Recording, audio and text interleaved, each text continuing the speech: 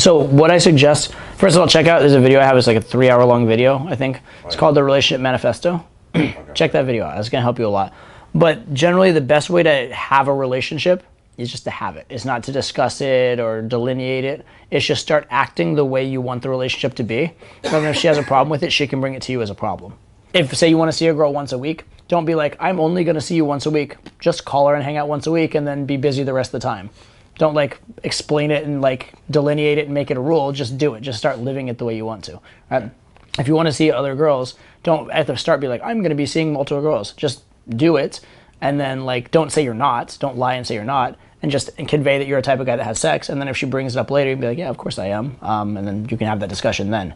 But don't be creating discussions and negotiations where you don't have to. Most of the time, if you're a high value guy, the girl's gonna be, she's not gonna want to discuss and negotiate with you because she's loving the interaction as it is and she doesn't want to lose it. Exactly. That's about setting boundaries. And that's about, especially habit. So if you start off, if you want to see a girl once a week, it's very important you start off seeing her once a week. If you want to see a girl once a week and you start off by like, maybe you have the date with her and it's amazing and then she stays over at your house for 3 days straight and then she has dates with you the next 4 days and then you like try and back it off to I want to see you once a week, that's not going to fly. Right? Going backwards does not fly. So you need to be careful the precedent you establish. If she's seeing you once a week and it's good and she's getting used to it and then she wants to start seeing you twice, 3 times a week, that's when you just put in the boundary like, hey, I'd love to, like, you know, we have a great time together, but I'm just busy, I just don't have the time for it. Yeah, and you just put the boundary where you want it to be. But the problem is when you already obliterate the boundary and try and go backwards. That's when you get in trouble.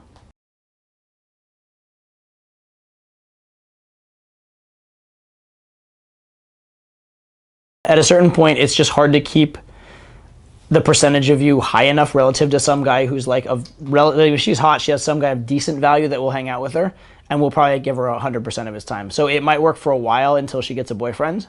And then she might come back around when she breaks up with her boyfriend, and then it'll work for a while until she gets a boyfriend. And you just have to kind of be okay with that, right? Because that may happen, because just the ratio is a little off. The other thing is if you're not having sex regularly, there's a certain like connection type chemicals and things going on that you don't have like as much benefiting you as you would if it were a little more regular. So it's a harder thing to do, but you can do it. I've had girls that I hooked up with for years that lived in like different cities, right? Where like I'd fly to the city, I'd hook up with them. That worked for years and years. And then maybe one time like they're like, no, we can't do it, I have a boyfriend. And then the next time we could, because they didn't have a boyfriend. Or maybe they had a boyfriend and they still fucked me anyway. It just depends, right, as far as that goes. But it can be done. It's just the less you're willing to offer, the harder the whole thing is to keep together. But it can be done.